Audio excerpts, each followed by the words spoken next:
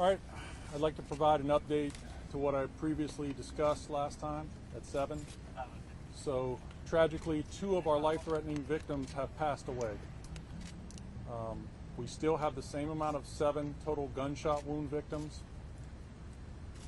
The 4 of them that are non-life-threatening are a 14-year-old male, a 32-year-old male, a 55-year-old male, and a 58-year-old male.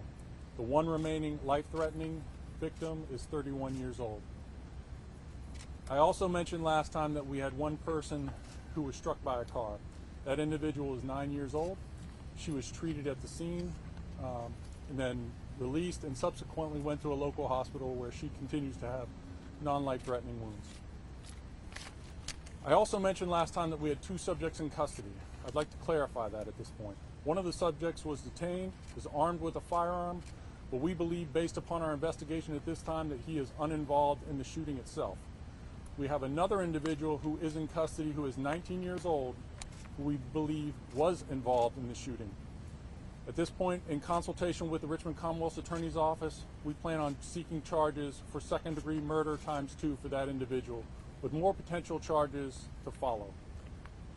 At this time, I'd like to just express my concerns and sympathy for those who have lost their lives today and those whose lives were forever changed by the events today.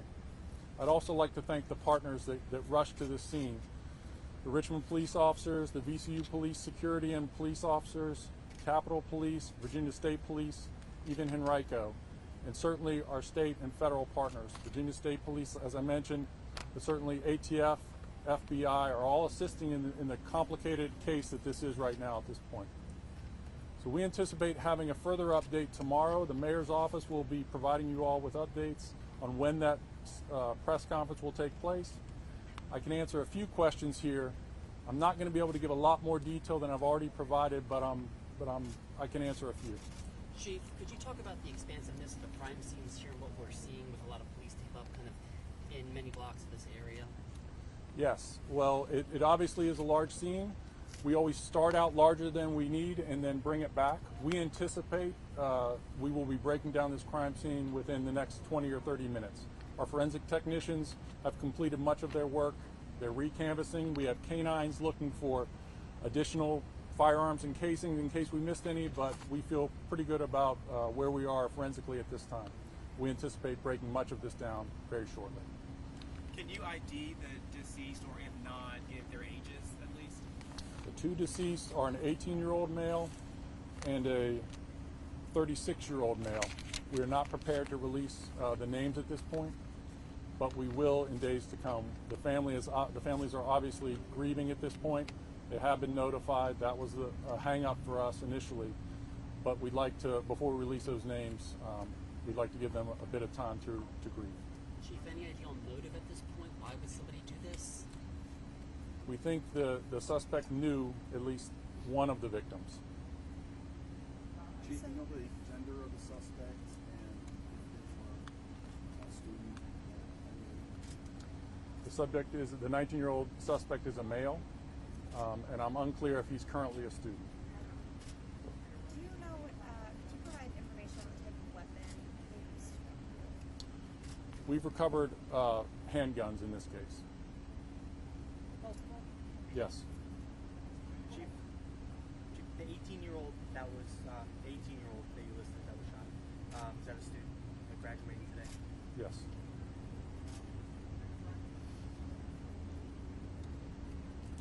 The victim in his 30s.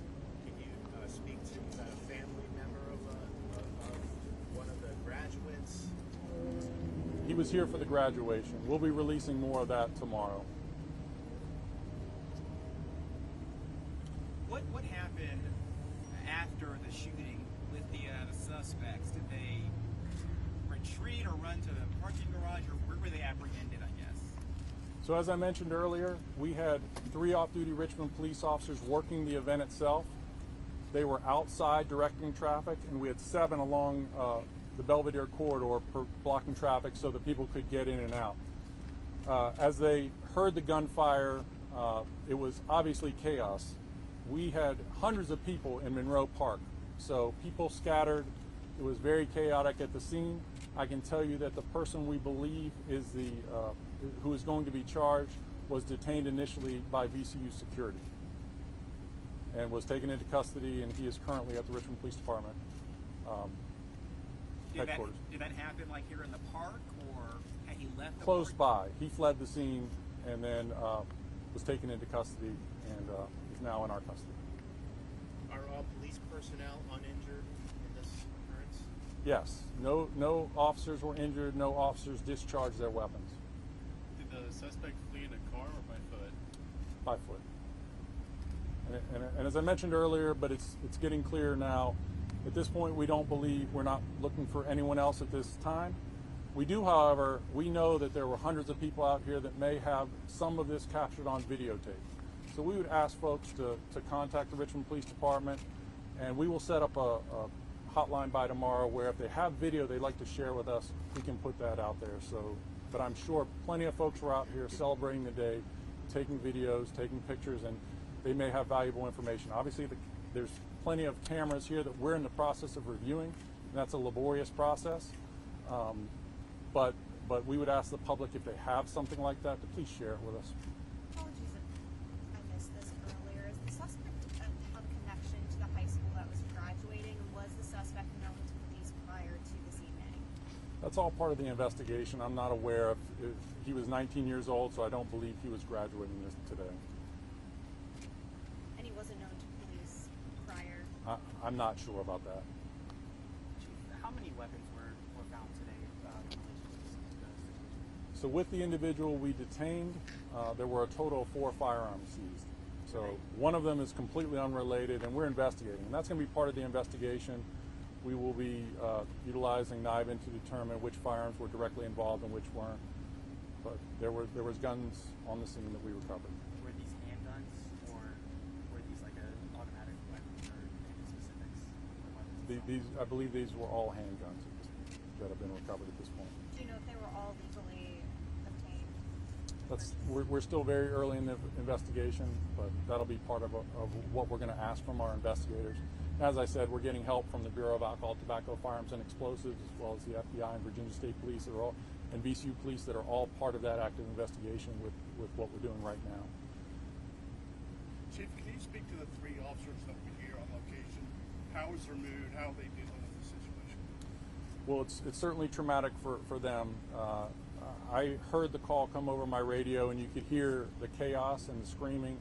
So we will be following up with them, but they saw, obviously they saw 2 people in dire straits, and 2 who eventually died, and then a 14-year-old child who was also wounded. So it was chaotic, and then it was also very complicated. The early reports are always challenging, so we had reports of many more people because people were having panic attacks, falling on the ground, screaming. As I mentioned before, some people fell. One child was hit by a car. So this was a very chaotic scene, but our officers, and with our partners, in very short order, started to make sense of the chaos, getting folks the resources they needed, and preparing for an event like this. And we've prepared for it with our partners, and hoping that this day wouldn't come, but it came to Richmond today.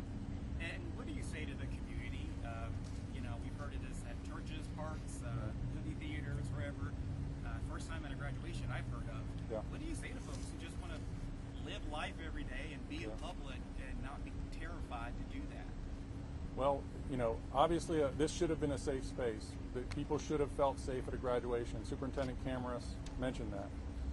And it's just incredibly tragic that someone decided to bring a gun to this incident and rain terror on our community. And talking to people who kind of perpetrate or commit these kind of crimes around everyone else, what do you want to say to those people who are involved in this kind of activity, those suspects? Well, that it's disgusting and cowardly behavior, because even if you're discharging a firearm at a person you're trying to hit, when you have a crowd like this, innocent people are going to be caught up in the mayhem, and that's what happened today. How long was the incident in total from when gunfire broke out to when the suspect was apprehended? I don't have that information, but I can tell you we had to the responding officers who were on the perimeter blocking traffic as they are now. They were on scene within less than 45 seconds, I would say, and the gunfire had stopped. So the initial officers indicated there was a barrage of gunfire. but it was over relatively quickly. The victims that were struck, were they standing on the sidewalk just outside the theater? All the victims were outside the theater, and we believe, and all the gunfire took place outside the theater. I can tell you that Monroe Park, as I mentioned earlier, was full of hundreds of people celebrating the day, taking photographs with their loved ones when gunfire rang out, and a crowd of people ran in every direction, as you can expect. Were people struck in Monroe Park or on the sidewalk near the theater? I'm not exactly sure where they were struck, but they were definitely outside. Some were in Monroe Park, some were further along the sidewalk, I believe, but I'm not exactly sure. Chief, do you have anything to say about this situation, especially as we approach the department's initiative with Operation Safe Summer, and just what is going through your mind through this? Well, I think we need to work on this. Obviously there's too many people in our city who've been shot. So right now this will be our 33rd murder with the 2 individuals today, and too many people are shot and wounded. So that's why we've started that planning. We have a planning meeting tomorrow with our partners for Operation Safe Summer. We're going to redouble our efforts and do our best to keep our community safe.